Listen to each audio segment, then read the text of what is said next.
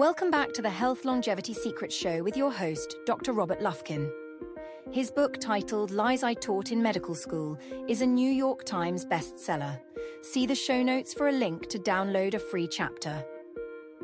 And now, please enjoy this week's episode as we speak about the future of aging with Dr. Aubrey de Grey. We hope you can join us this week where Dr. Aubrey de Grey reveals why reversing aging may be easier than slowing it down in this mind-expanding conversation that challenges conventional wisdom about human longevity. The renowned biomedical gerontologist outlines his damage repair approach that's gaining mainstream scientific acceptance after initial skepticism.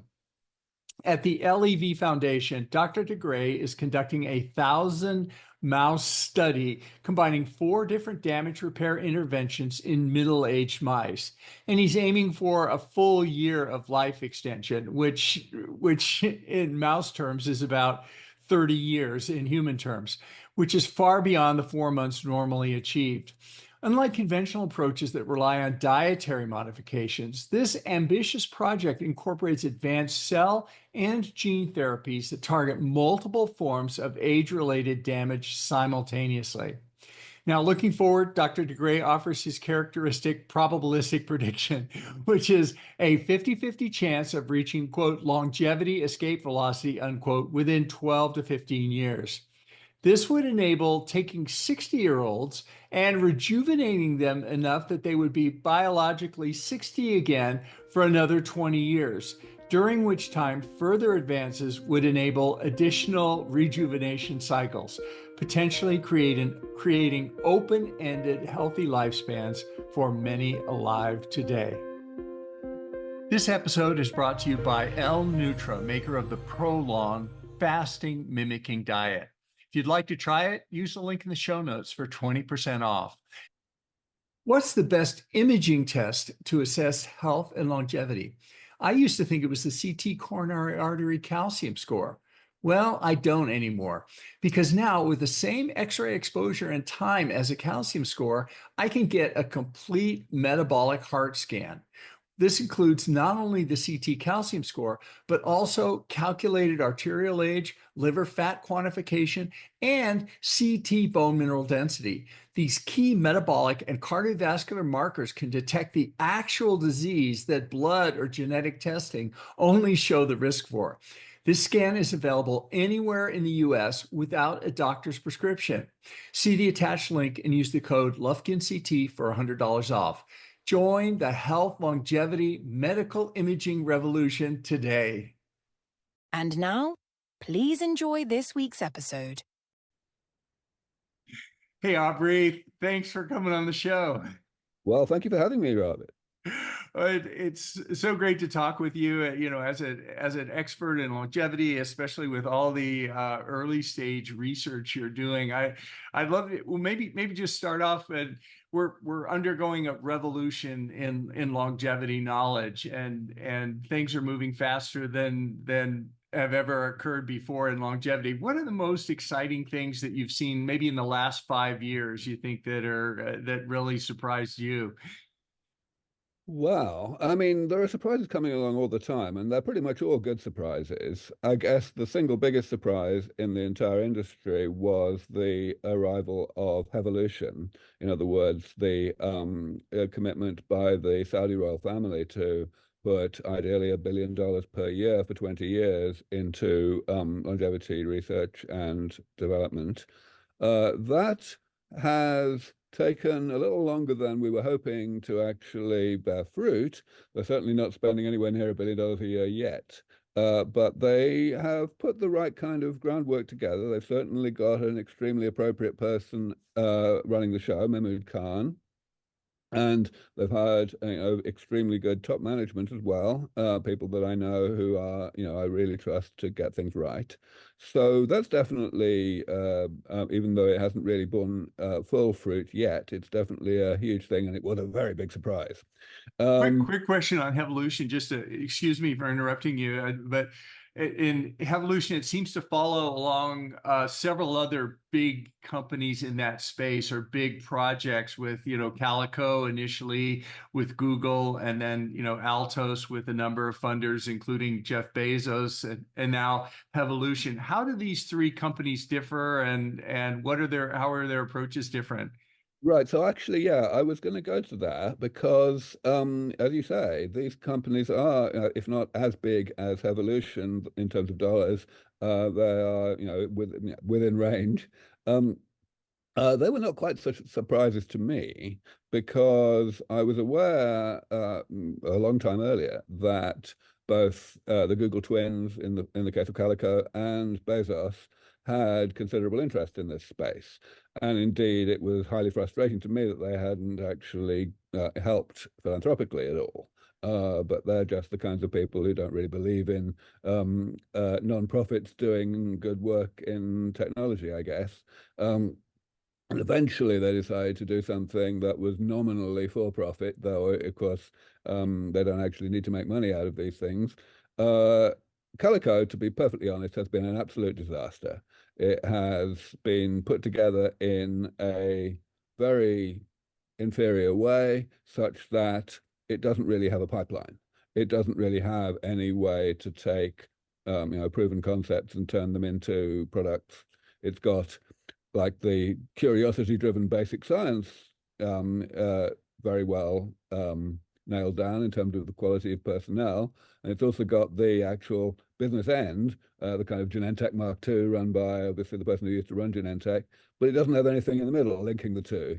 And so it'll be complete luck if it ever does anything useful. It's an absolute tragedy. Altos, I have considerably higher hopes for. Bezos started talking to me back in 2006 about aging.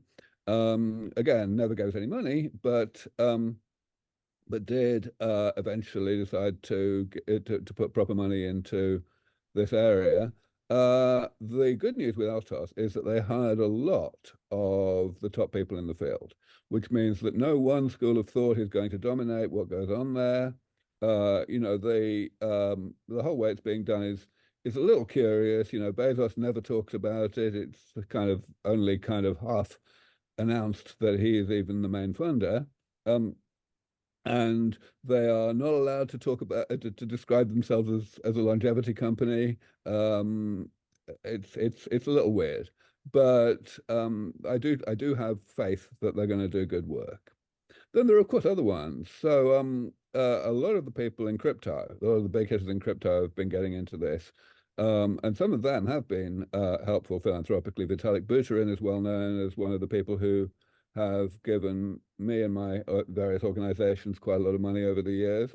Brian Armstrong, who created Coinbase, has created a company again, New Limit, very heavily funded.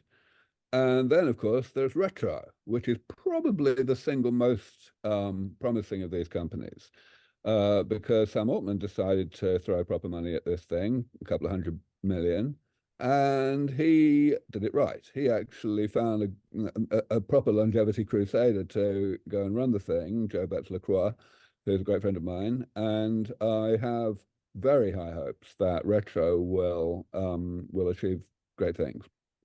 And the optimism for Retro versus these other companies is based on the leadership of this individual, or is there some strategy they're using that's different, or some particular approach to longevity that they're taking?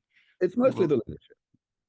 Essentially, Joe is the kind of person who actually understands the goal, thinks like an engineer, thinks like me. So he's gonna get things right. Yeah, that makes sense.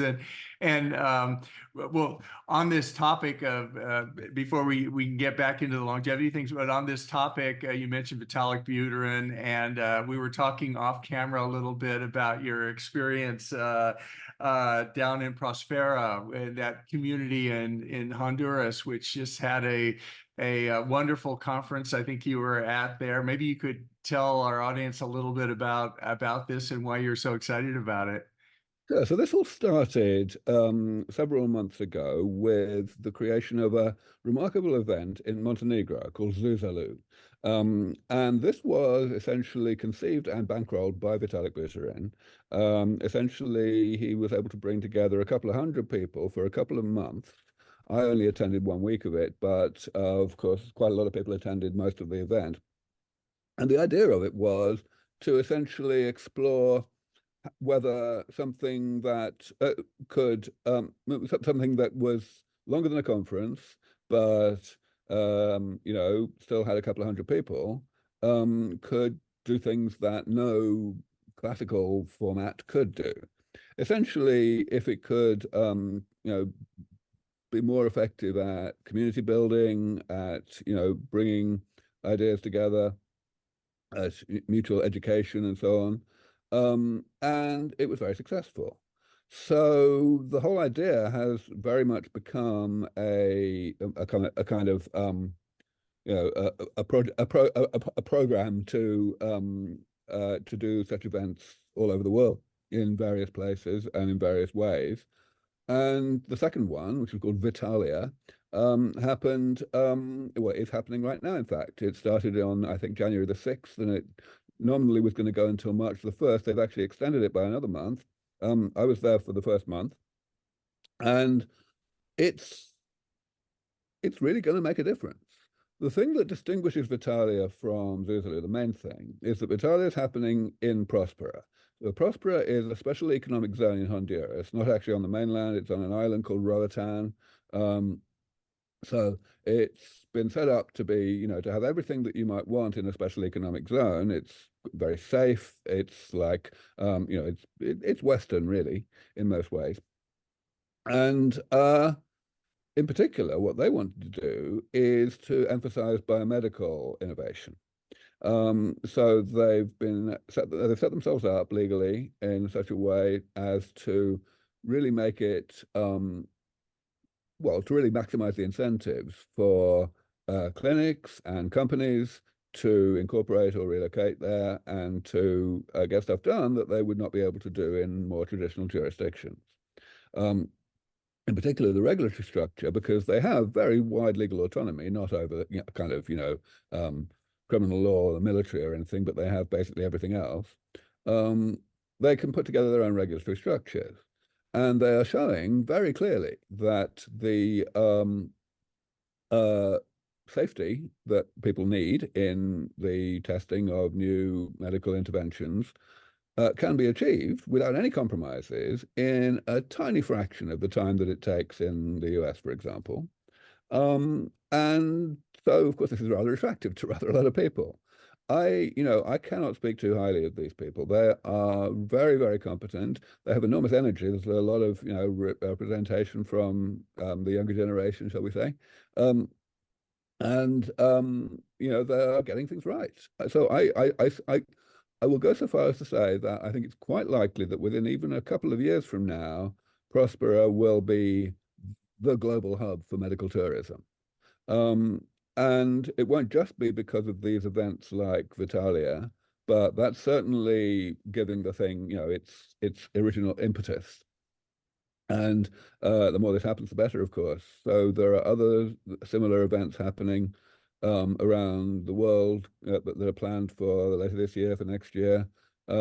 Actually, Vitalik himself is kind of taking a bit of a back seat. I understand that he did not provide financing for Vitalia, and he didn't turn up either, whereas he very much did that for Zuzalu. But plenty of other luminaries did turn up, so I wasn't the only one. There's a huge emphasis on the concept of network states, so decentralized, legally autonomous entities, and the guru of that whole field, Balaji Srinivasan, also, came along in person. Various other people have got involved, people who will, raise the credibility and reputation of this whole enterprise. So I believe it's got what it needs to make a huge difference. And so Vitalia then will be an ongoing organization there. Will continue on. It's just not a one-time conference, but it's sort of long-term.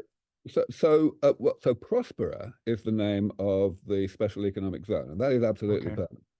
Mhm. Vitalia, I think, is a kind of flexible concept. It was originally supposed to be this 2-month thing ending on March the 1st. They've already extended it. The companies, the entities that are either coming out of Vitalia or are being attracted to Prospera by Vitalia, these things will obviously in many cases be permanent as well. So it's kind of a little bit of a gray area whether you call Vitalia permanent or not. I see. Yeah. And well, you mentioned several other conferences, upcoming conferences around the world that you're excited about. Could you share some of those? Well, so let's not call them conferences. They Okay. actually, because I mean, it's a bit difficult to call something that's 2 months long a conference. What they're actually calling them is pop-up cities. Um, um, but yeah, I mean, there are ones planned elsewhere in the world. There's one I know being planned in Africa, I think in Zanzibar. There's a couple of ideas for South America. Uruguay apparently has particularly appropriate, particularly friendly legislation when it comes to special economic zones. So there's a bunch of thought going on there. I'm not the expert there. You should really talk to the people who are running this show in order to understand that.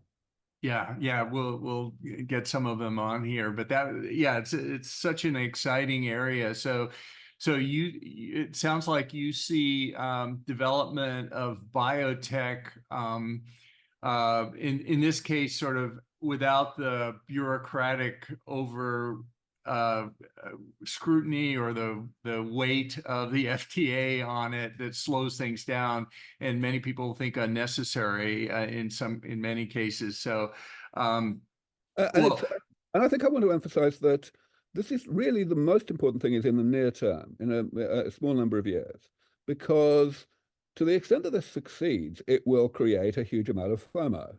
There will be enormous incentives for traditional jurisdictions, whether the US or elsewhere, to actually get on with modernizing their regulatory structures so as to compete with structures that are not doing this. That is already happening to a small extent. So I do want to highlight something that happened last year in Montana, where the state legislature passed a law that very meaningfully extends the concept of right to try.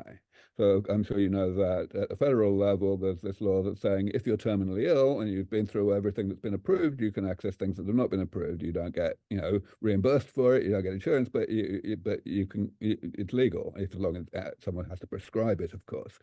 What they've done in Montana last year is they've said that if treatment has got through phase 1, so the safety part, and of course, hundreds of like 98% of treatments that get through phase 1 never get to phase 3, right?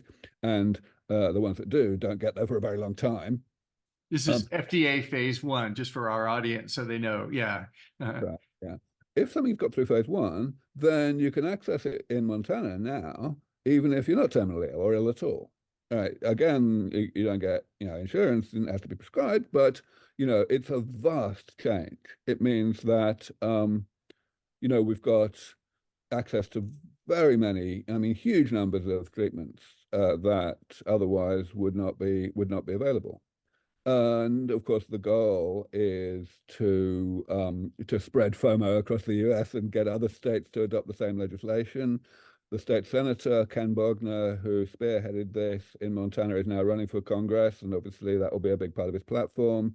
We were somewhat involved in this. We seed funded an organization called A4LI, the Alliance for Longevity Initiatives, which drafted the legislation and worked closely with Ken to make all of this happen. So I've been following this very closely. But yeah, coming back to the pop-up cities, I honestly don't believe that that kind of initiative will move nearly fast enough without the incentive from elsewhere in the world to compete. Yeah, wow, so many things happening. That's wonderful about Montana, getting access to these early stage drugs that have been proven to be safe, but they haven't made it all the way through the system. Now, I guess all we need to do is get the definition of terminal illness modified to include aging and longevity, which is the terminal illness we all have. Let's talk about that for a moment, because Sure, yeah. terminology is always an enormous barrier to progress, right? Yeah, language matters. Yeah. That may actually be the way to go. The problem that I've encountered, throughout the time that I've been engaged in public outreach in this space, and so more than 20 years now, is fundamentally that the public are deeply suspicious of preventative medicine in general. They, are suspicious of new medicines with some degree of, justifications. New medicines sometimes don't work. But in particular, for preventative medicine, the person's not yet sick, and they are therefore scared that some new medicine might make them sick, and they don't see any real, risk-benefit ratio attraction there. So educating the public that actually prevention is a rather good thing is, really important and really, really, really difficult.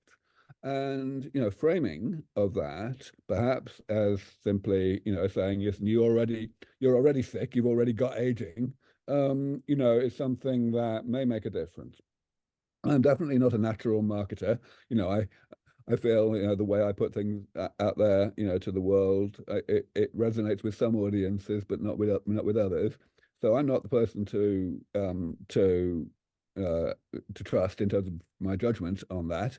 But I do certainly think that it's an option, and it's a vital thing to achieve, to get the public more comfortable with preventative medicine for the chronic conditions of late life. Of course, my work, this work on damage repair that I focused on for all these years, is kind of treatment or prevention, depending on how you look at it. It's kind of the sweet spot between the two, because it's designed to be applied to people who are not yet going downhill functionally. But equally, it does actually turn back the clock in terms of removing damage and putting the body back into a state that approximates how it was at a younger age. And perhaps that can also be leveraged, rhetorically. But again, it takes marketers to figure that out. Yeah, well, maybe you could talk a little bit about your work that you're doing, some of these interesting projects. We talked a little bit again before off camera, but I'm sure the audience would love to hear about that. Yeah, sure. So yeah, of course. So to flesh out what I said a moment ago a little bit, my work for the past 20 or more years has been focused on implementing a really dramatic paradigm shift that I introduced in the year 2000, which was the idea that if we want to actually treat aging, then it may be easier to reverse it than to slow it down. This sounds very counterintuitive, and it sure as hell was very counterintuitive to my colleagues. It took me several years to persuade anybody that I was not talking complete nonsense. But it's now a very widely accepted concept. And essentially, it comes down to the fact that if you want to slow aging down, essentially what you're doing is you're making the body, thinking of the body as a machine, you're making it run more cleanly. And that's really hard. You have to really understand how it runs in order to do that without having unintended consequences. And we just don't understand the body anywhere near well enough to be able to do that significantly. So people have basically got nowhere with that. But reversing aging is more a case of preventative maintenance. It's a case of, simply getting rid of the damage that the body does to itself throughout life in the course of its normal operation, and restoring the structure and composition of the body at the molecular and cellular level to something like how it was at a younger age, like in young adulthood. And you can do that in principle without understanding anything about how the body created the damage in the first place. And yet you achieve the goal of ensuring that the damage does not become abundant enough to exceed what the body is set up to tolerate, and thus to make us sick and to make us suffer the chronic conditions of late life. So as I say, this concept has now been broadly embraced by the field, but you've still got to implement it. And implementing it comes fundamentally into two stages. And the reason it does is because it's a divide and conquer approach. Obviously, the body damages itself in many, many, many different ways. First step to understand how to actually get one's head around that and one's arms around it is to classify those many different types of damage into a manageable number of categories. And that's what I did back in 2000. I defined 7 categories. and then to align each of those categories with a generic approach to actually doing the damage repair. Okay, so that's what I did. And some of those damage categories are much easier to address than others. So in my previous organization, Sense Research Foundation, we focused on the most difficult ones, the ones that other people were neglecting simply because other people had different incentive structures. They needed publications every 10 minutes. They needed, to satisfy shareholders or whatever. We, being entirely funded by philanthropy, were able to avoid those constraints. And that's why we were able to work on really difficult things. And that was very successful. We progressed a number of projects over the years to the point where we could spin them out as startup companies. We did that half a dozen times. So that's all great. But it's only stage one, because once you have implemented the various methods to repair this or that type of damage, and once you've got them reasonably working, at least in mice, you've still got to put them all together, because each one individually is not going to make much of a difference to how long someone stays healthy. So the putting them together part is something that's only really become a thing in the past few years, because it's only in the past few years that there's been enough progress on the individual things, even in mice, to have something to put together. And so now at my new organization, LEV Foundation, that's what we're doing.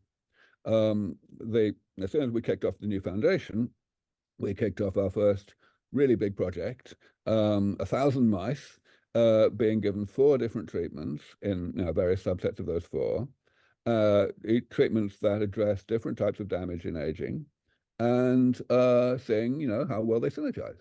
So that project began a year ago. Key point to recognize is that we don't start when the mice are young. We start when they're already in middle age. So typical mice, healthy, normal, non-mutant mice, they typically live about 2.5 years. And so we start when they're already 1.5 years old. So they've got 1 year to go. Historically, the best that people have ever been able to achieve by doing anything to mice starting when they're already 1.5 years old is about 4 months of extension of subsequent life.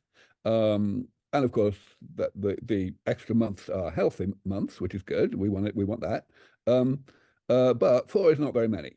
So we want to treble that. We want to get an entire year of extension of healthy life in terms of both the average lifespan and the maximum.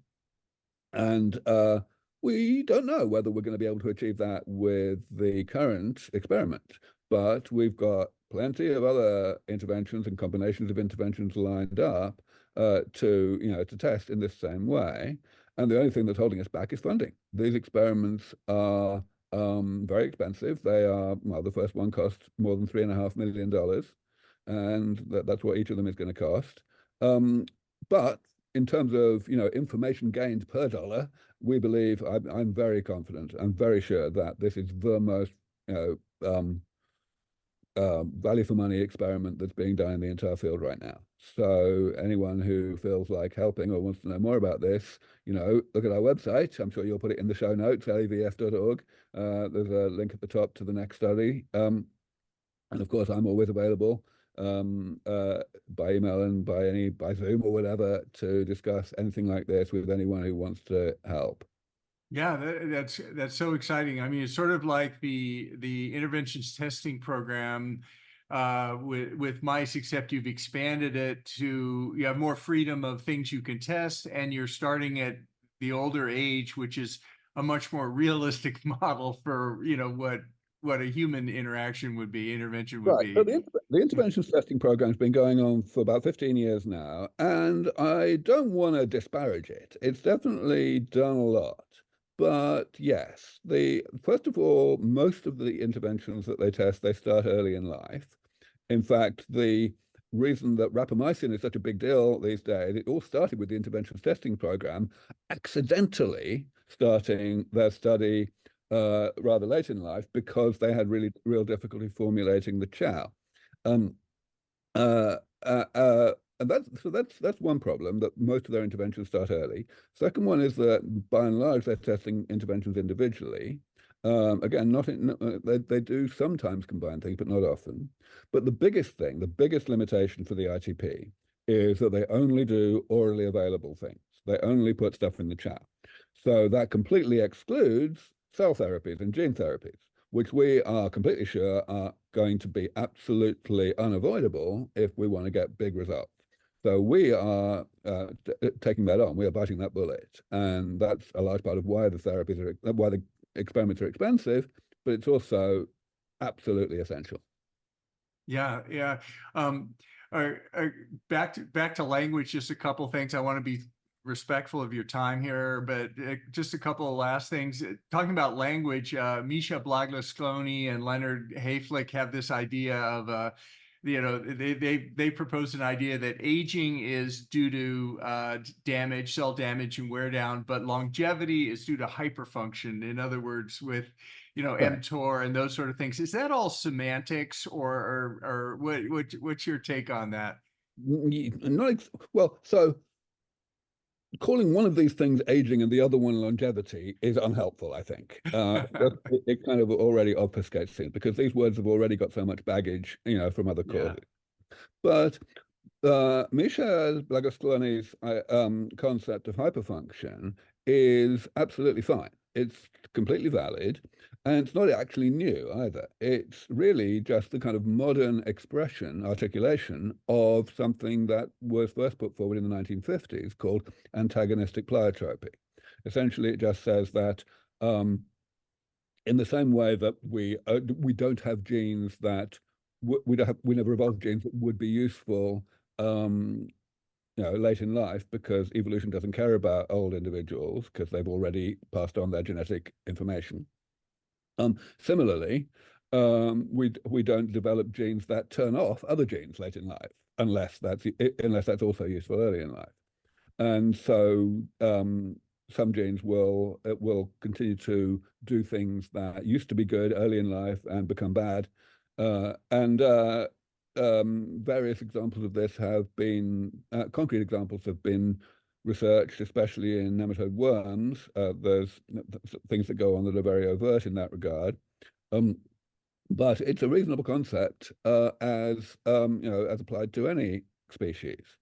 The only real question is how much of a contribution does that kind of thing make to aging?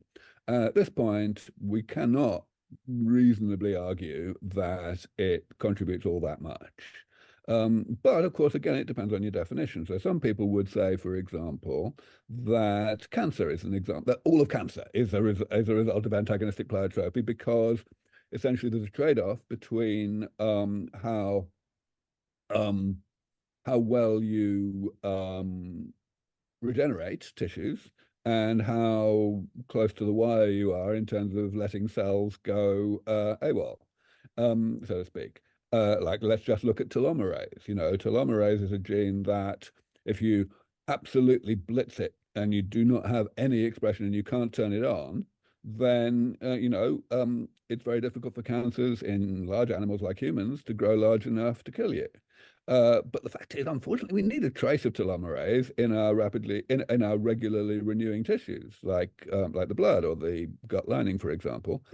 And so it's not quite turned off. And that means that it can be epigenetically reactivated to an extent that will support cancer. And that's why 90% of human cancers have telomerase turned on at high levels. Things like that. So there's trade-offs all over evolution, and some of these trade-offs evolution has taken the trouble to optimize, and some of them it hasn't. So the concept of hyperfunction is fine, but yes, oversimplifying the language with which it is described is a bad idea. Well, you've talked about so many exciting things that are coming down the road in longevity and the future. Maybe we'll just end up right now. What do we do today, like right now with what's available? Is it lifestyle? Is it going to be supplements? Is it rapamycin and acarbose? Is it plasmapheresis? What should we be doing now for our longevity today? Yeah, well, I have to be honest and say that my answer to that question has not changed over the years, and it still is write me a large check. Because at the end of the day, what matters is how much we can hasten the arrival of things that don't yet exist. Things that do already exist, there really isn't much. We can. One thing that we always have to remember is that nearly everything that works well in laboratory organisms is certain not to work well in humans simply because it relies on emulating the metabolic response to calorie restriction. The one thing that evolution has optimized is the metabolic response to famine. And it works pretty well to adjust metabolic priorities away from reproduction and in favor of maintenance, so as to improve one's chances of outlasting the famine, so that one can have offspring that won't just immediately die before having their own offspring on account of starving, right? And that all makes perfectly good evolutionary sense. But unfortunately, if you look at that logic even a little bit, you can see that long-lived species are not going to benefit very much, because long famines don't happen very often. And something has to happen reasonably often in order for evolution to care about it. So that means, that completely explains the very clear observation that's been around for 20 years at least, that there is this inverse correlation between how long a species' lifespan is and how much benefit it gets from calorie restriction. You can multiply the lifespan of a nematode worm by 5 by doing the right kind of little tricks to it. Of course, I'm not talking about calorie restriction itself on its own. I'm talking also about genetic and pharmacological tricks to trick the organism into thinking it's on calorie restriction. And that's what nearly everything we have today, rapamycin, metformin, resveratrol, that's what these things do in different ways, but still, that's what they do. So yeah, I don't really expect to see anything significant in terms of extension of healthy lifespan in humans until we are ready for prime time with proper damage repair in the form of cell therapies and gene therapies of the sort that we're working on. What's the horizon time frame for that, do you think? How long do we have to wait? Well, of course, people have been asking me that question for a while. And I mean, I do not shy away from giving time frame predictions, but I always make sure to emphasize that they are probabilistic. So I say we have a 50-50 chance of getting to what I've called longevity escape velocity within 12 to 15 years from now, so the late 2030s. And that's a point where we can take people who are, let's say, 60, biologically 60, average 60-year-olds, and rejuvenate them, not completely, but well enough that they won't be biologically 60 again for another 20 years or so, during which time people like myself will have improved the therapies so that we can re-rejuvenate the same people so that they won't be biologically 60 for a third time until they're 100 or 120 or whatever. This is what we've called longevity escape velocity. And you have to get those first 20 years in order to activate this kind of positive feedback loop, this kind of thing. The term escape velocity is actually quite a good analogy with gravitational escape velocity. 12, 15 years, but there's at least a 10% chance that we won't get there for 100 years because of any, unanticipated obstacles that we may encounter. So I always emphasize the probabilities. Well, that's such an exciting idea. And thanks so much, Aubrey, for taking the time spending with us today. You mentioned your website. Maybe you could mention it again and how people can follow you on social media. Oh, absolutely. Please go to levf.org, L for longevity, E for escape, V for velocity, F for foundation, right? Everything is linked from there, including the conference. We run an annual conference. Of course, conferences have been a very big part of my work over the years in community building, and they still are. So our conference series now happens in Dublin in Ireland, and the next one is in mid-June, June the 13th to 16th. They are fantastic events scientifically and socially. And so I encourage everyone to go. The link to the conference website is right at the top of the LEV Foundation website homepage. And also there is a link to our next study that we want to do that I was talking about earlier, to be a sequel to the study we're currently doing with 1,000 mice. We want to do another one. And of course, everything else about our activities is there. You can email me at aubrey@levf.org. You can find me on Twitter at Aubrey de Grey, everywhere you would expect. Great. Well, thanks so much for spending time with us today, Aubrey, and thanks also for the great work that you do. Well, thank you for having me, and I look forward to next time. If you're enjoying this program, please hit that subscribe button, or even better, leave a review. Your support makes it possible for us to create the quality programming that we're continually striving for. Can I start? Is it recording? It's already recording. Oh, sorry. This is for general information and educational purposes only, and it's not intended to constitute or substitute for medical advice or counseling, the practice of medicine, or the provision of healthcare, diagnosis, or treatment, or the creation of a physician-patient or clinical relationship. The use of this information is at their own user's risk. If you find this to be on the value, please hit that like button to subscribe to support the work that we do on this channel. And we take your suggestions and advice very seriously, so please let us know what you'd like to see on this channel. Thanks for watching, and we hope to see you next time. You should say that. No, that's good. That's for you to say it. I think that's very good. Do you like it? You want to do it one more time, or is that good? I think that was good. Yes. All right. You need to save the recording.